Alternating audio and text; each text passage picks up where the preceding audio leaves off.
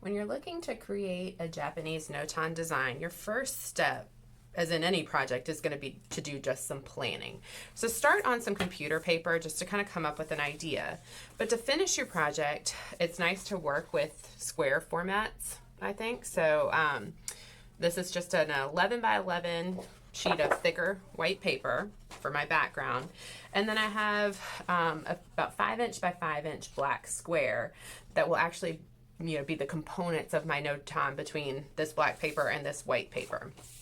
All right, when you're coming up with your plan, you first need to decide, do you want to work symmetrically or asymmetrically? So with a symmetric Notan design, everything is going to be the same from one side to the other. So I did come up with one symmetric plan to think about, and it's going to be the same from the left to the right, and I have these two just kind of fish shapes here that are going to then get reflected into the space behind them, so it'll end up being sort of like a weird double-headed fish, but that's okay. But it's the same from the left to the right, so every time I added something on one side, I also was adding it on the other side, so that in the end my piece has some symmetry. All right, so if that's something you're interested in, you just need to think about maybe like starting kind of in the middle of your space and working out either up and down or left to right or even both to come up with a design that is symmetrical. Or you could think about a design that is asymmetrical. So an asymmetrical design is going to be one that is not the same from left to the right. It's going to have different elements within your design that change from one side to the other, so that the whole piece becomes, of course, one large piece of artwork, but without symmetry. Either answer is fine, of course. Just decide what you want to do, or maybe Google some designs and come up with what you think looks cool before you get started.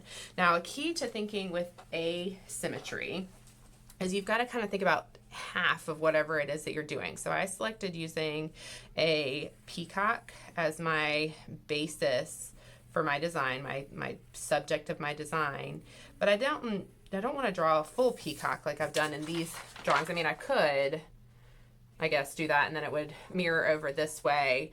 But then I would end up with two peacocks, and if that's what I wanted, that's fine. But really what I was hoping for was to have one peacock as my design. So then I've got to think about just half of a peacock as I'm developing what I want to do, so that when it gets mirrored over, I will end up, of course, then with two peacocks. And I've just kind of come up with a quick sketch, a plan on this paper to use. And then what I'm going to do is I'm going to take this plan and redraw onto this space what I want. Now, when I'm drawing on this black paper, pencil shows up fine on black paper, but you're just going to want to draw lightly, so that if you need to make changes, eraser marks just don't go away always super easily on the black paper. So just draw lightly as you're working, and be pretty exact with your drawing on your actual black paper. It's fine to be pretty sketchy on this plan paper, but when you move on to your final paper, you do want to be fairly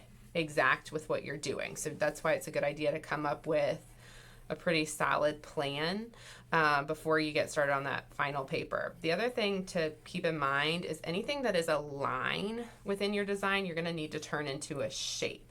So rather than it just being a single line, I'm going to give it a left side and a right side like this, so that it actually creates something that I can cut out. Okay, if I just maintained it as just a line on my paper, then of course when I go to cut it out, it's not going to leave anything behind. Another thing to just sort of think about is what material you have to do your cutting with. If you have an X-Acto blade, you're going to be able to get into little spaces that are within other shapes. For example, within this shape, I could do another shape, because if I have an X-Acto blade, I'll be able to cut into that shape. But if you're working with scissors, just be mindful of what you have to work with, so that you can be successful.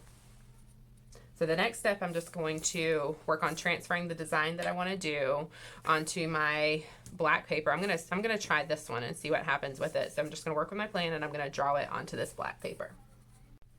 Before I talk about cutting this out, I just thought I'd talk quickly about if you're working with a symmetrical design. If you take your black paper that you're working with and fold it in half, and then just make sure you're maintaining knowing which side your fold is on, you could work a symmetrical design by just drawing half of it and cutting with your paper folded. Then you know both of these sides of your paper are going to be the same, and your symmetry is going to end up working out. So if that's something that you're interested in doing, that's just like a quick little thing that might help you out.